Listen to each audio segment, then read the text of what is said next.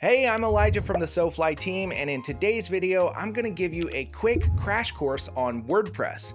You'll learn what it is, how it works, and how you can start customizing your new WordPress site. If you're wondering how to make a website, understanding WordPress is important so that you can easily manage your content and change the way it's presented to site visitors. If you're not sure how we got here, I'd recommend watching the earlier videos in this series to learn what a website is and how it works, how to choose and set up your first hosting plan, and how to buy and link your domain name to your new WordPress website.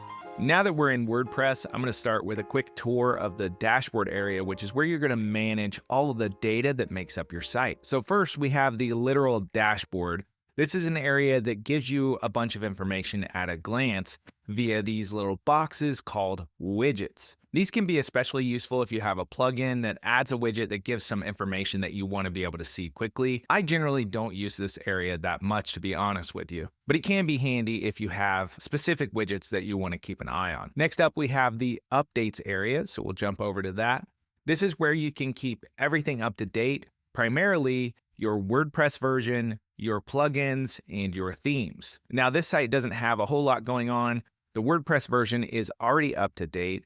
We only have one plugin that needs an update, and we don't have any themes that need an update. When you do have a plugin that needs an update, you can tick this box next to it and click Update Plugins, and here's what that process looks like. One thing to keep in mind with WordPress is anytime you update a plugin, there's always a chance that some code has changed that might cause some kind of an issue on the front end. So it's good to make sure you have a backup of your site, which Cloudways does automatically every day, and to check out your site a little bit on the front end after you update anything, including a plugin, a theme, or even WordPress itself. Most of the time, everything's going to be just fine, but it's just good to keep an eye out for because with WordPress sites, there are a lot of moving parts. The more plugins you have, the more you have to keep an eye out for this sort of thing. So I always recommend running the fewest amount of plugins possible to achieve the goals you're after. So next up, we have posts. Posts are your blog posts. So these are what show up when you visit your site. If we hover over the site name at the top left, we can click Visit Site and open that up.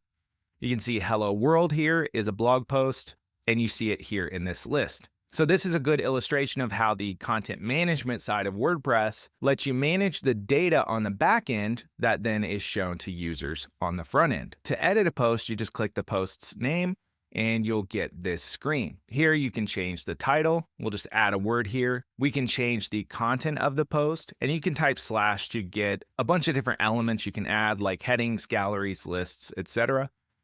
And on the right-hand side of the screen, when you have something selected, you'll see this block tab is highlighted, and this is where you can adjust the styles and colors and things of your actual post content. And then over here are your actual post settings, like status, where you can change it to draft, pending, private, scheduled. You can set it to password protected, or you can set it to sticky so it's always at the top of your blog list. You can also manage the categories and tags assigned to this post, which can be helpful for allowing visitors to more quickly find content that they're looking for. Once you've made all the changes you want, you just click Save. And then if we go up to the front end, you'll see that our post title has actually changed to reflect the data in the back end. Now, if you find yourself on the post edit screen and you're not sure how to get back to the dashboard, just click this symbol up here at the top left. This will take you back to this area where you can continue making changes to other things. Next up, we have the media library where things like images and other files will go. We don't have any media at the moment, but if you did, you'd be able to select them, edit them, change their details, etc. This is also where you'll go to delete any media that you don't want to have on your site anymore. If we wanted to upload a media file, for example, we can click the Add Media File button, and then we can drag them into this area to upload them, or we can click here to select a file from our computer. Next up, let's take a look at pages. Now, pages are really similar to posts in the way that you manage them, but they perform a different function. So instead of being items that show up in a blog list, these are the actual locations that people will navigate to around your site, like home, about, contact, etc. So here we have this sample page, and if you edit it, it looks exactly like editing a post. You just don't have categories and tags. And then if we want to view this page, we can just click the slug and then click the permalink here. And you can see that it's all displayed. It's the same kind of setup as posts where the data in the back end shows up on the front end, except for these pages are typically what will show up in your navigation menu. You can see here we have our sample page up there already. So let's jump back here and we'll go back into the dashboard. Next up is comments. This is where people can comment on your posts. If you have that enabled, you'll be able to manage, delete, approve, unapprove, etc. Appearance is where we're going to manage the way our site looks if we're using a theme. A theme is basically a coat of paint over your site's data. So when you change your theme, you change the way the data is shown to visitors, but you don't change the data itself usually. For example, you can see the sample page here with my current theme. Let's swap to a different one. Just hover over it and click activate. And that's going to switch over to this 2024 theme. And if we refresh on the front end, you see that it looks completely different. Let's swap to another theme here like 2023 and refresh. And you can see again, everything changes. And if you want to add more themes, you can click add theme. And there's a big list of free themes available to change the way your site looks. Today, we're going to be using a visual site builder because it's a more modern and flexible experience. But if you want something really basic, you can just install one of these themes. And as long as you like the way it looks and don't need to make any modifications, you'll pretty much be good to go. One thing that I run into with themes specifically is that they often don't look anything like the preview when you add them, and it can take quite a bit of work to get them to look as good as they look in these preview images. So don't be deceived. These are not a one-click solution most of the time, but they will get the job done in a pinch. If you're using a theme and you want to change the way it looks, first let me swap back to 2025 because that's the most recent default theme. We'll go to editor next. And this is where you'll be able to change things about the way your theme looks. Again, we're not going to be using that today, but I just wanted to show you in case you decide to use a theme. Moving on from that, we now have plugins. We talked a little bit about plugins, but basically they're programs that add features to your site. This is one of the big things that makes WordPress a great choice. Essentially, it can grow into whatever you need it to be. Even though at its core, it's a blog platform that's really made for creating posts and displaying those posts to readers, it can do so much more with the help of plugins thanks to the extensible framework that's built into WordPress. So this page is where you'll manage your plugins. You will get a little notice here if any of them need to be updated, so you don't always have to go to this updates area that I showed you earlier. Here you can delete plugins you don't need, which we don't need that one, and we don't need that one. We can deactivate ones that are already active. For example, I can deactivate this Breeze plugin that comes standard with Cloudways, but I don't want to do that. I want to leave it active, so I'll click activate. And you can add new plugins. So if we click add plugin, we'll be presented with some of the plugins from the WordPress repository, which is a huge collection of free plugins that will add features to your site. For example, if we wanted a form builder, we could type form here and search, and you'll see there are a bunch of different options here which you can choose from. If you want to install one, just click install now. Let's do contact form 7. It says it's installed now, so we can click activate, and now that plugin shows up in the list. If the plugin has settings to configure how it works, there's usually a settings link here. You can click that and it takes you to the settings for that plugin.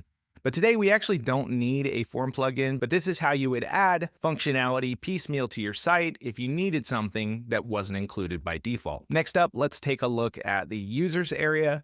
This is where you can create new users or edit existing ones. Here's my user account. When you add a user, you can determine some details about their user account like username, email, their name, website, password, and whether to send them a notification about their account being created. One important setting for users is the role, because this determines what they're able to do on the site. So for example, a subscriber can't do much of anything besides manage their own user profile, but a contributor can edit posts that have already been created. An author can create and do a bunch of stuff with posts. An editor can do most things on the site, but they're limited from some administrative tasks like managing plugins. And then an administrator can do literally everything. So you only want to give these higher levels of access to someone that you really trust. So pay close attention to this when you're setting up a new user and make sure you don't give them too high a level of access based on what they need to do on the site. You can also click profile to manage your own profile where you can change a few things about your account and your experience on the site. Next up, we have tools, which we're not going to dive too deep into, but we have some import and export tools if you wanted to import or export posts to this site or from another site. We have a site health area, which tries to flag issues with your site that you might need to address. We have some personal data management items, and then we have the theme file editor and plugin file editor. Generally, you're not going to need to touch any of this stuff for your first site. Settings, however, is kind of important, so we'll jump into this. General is where you're going to set up your site title and tagline. You can also set a site icon, which is what will be displayed up here in the tab area as well, instead of this generic globe. And then we have our WordPress address and site address. This can be a little confusing. The reason there's two URLs is because WordPress doesn't always have to live at the same location as your site. Sometimes people put it in like a subfolder called /blog. But for the way we have this site set up, this is all handled for us. You can see it's using the HTTPS protocol, so this is all good to go, and I wouldn't recommend messing with this unless you're sure of what you're doing. You can control whether other people can register for an account on the site and what their default role is. Definitely don't ever give them a higher role if you're not monitoring who is registering on the site. You can set your site language, your time zone, date format, time format, and which day the week starts on.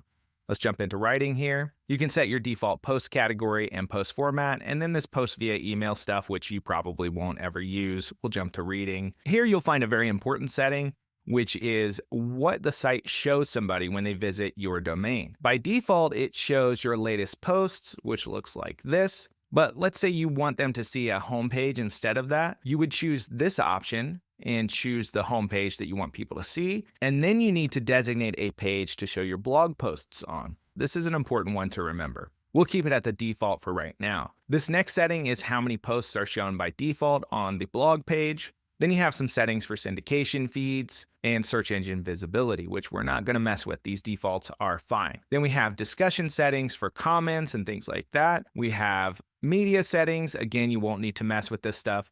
Permalinks, which generally you won't need to mess with, but I would recommend making sure it's set up to post name, which for me has always been the most predictable as far as working well. And if you ever notice that when you go to a certain place on your site, it's not really working right or it's showing the wrong thing, come in here and just save changes a couple of times to reset your permalinks and kind of flush those settings.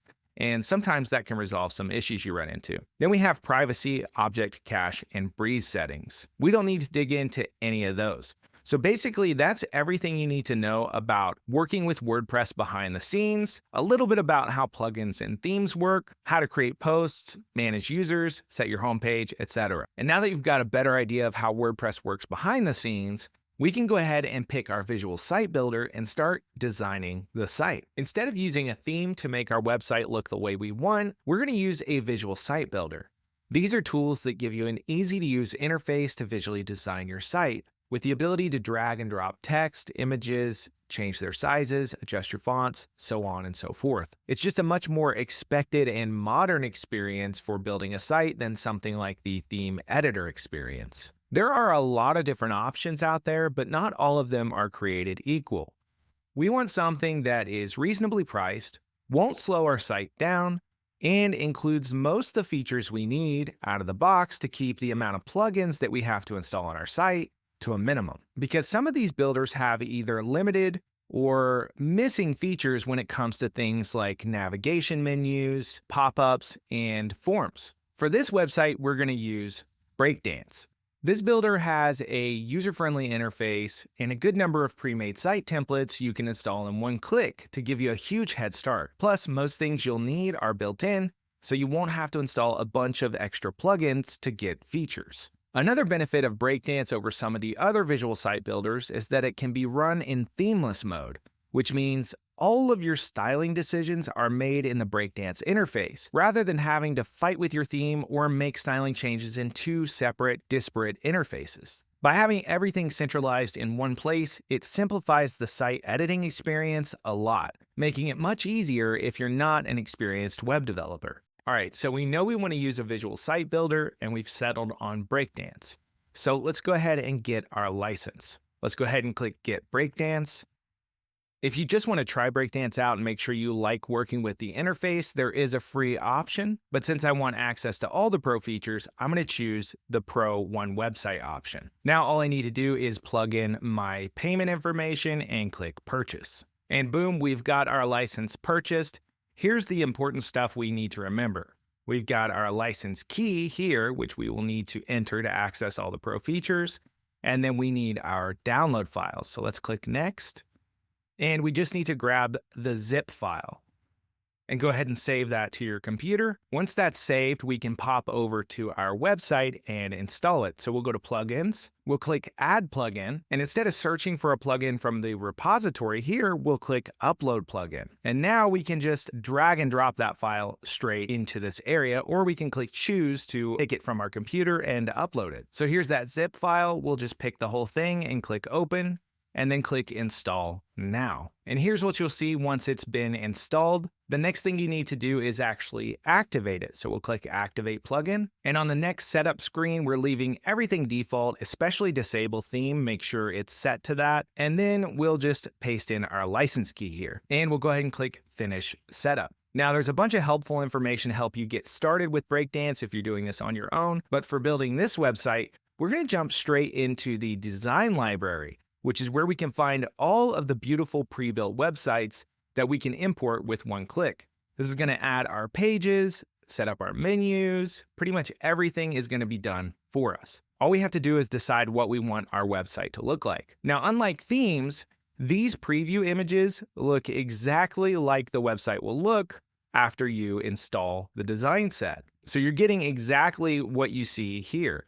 But the important part is that it's really easy to customize it, change the colors, change the fonts, and make it your own. So what we start with is going to look really nice, but then we can really customize it for our website once we have it installed. Let me go ahead and scroll through here and find a good one.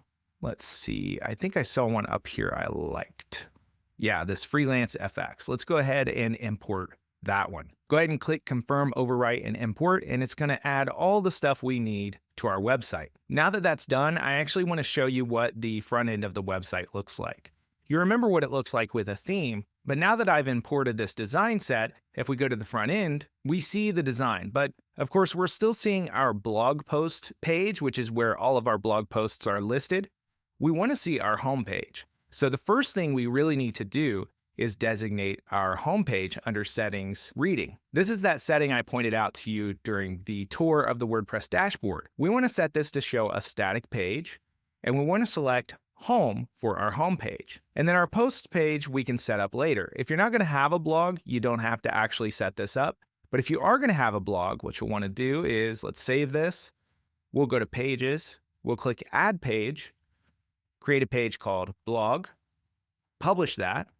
Then go back to our settings, reading, and pick that blog page as where we want our blog posts to show up. But now let's head up to the front end of the site, and you'll see the home page instead of our blog page. And here's our beautiful design set that we imported with one click. Everything looks exactly like it did in the preview, and we can now dig in and start customizing every aspect of our website. One of Breakdance's huge strengths is that your site's entire visual identity is based on some key global settings. This makes it super easy to customize something like this design set that we've imported just by tweaking a few things. And now that all the global settings and styles are set up, we can go ahead and begin updating all the content such as images, text, and links, which will really drive home the final transformation of turning this from an off-the-shelf design set to your website. Now, the next step would be to go through all the pages on the site, swap out the text, swap out the images, make sure links are pointed to the proper place, and just continue customizing. Now you understand what WordPress is, how it works, and how to use it to create content and show that content to site visitors. With this final video, we've wrapped up our series on how to make a website, covering everything from the very fundamentals to how to style your WordPress site. Now, all you have to do is go out and launch your first website.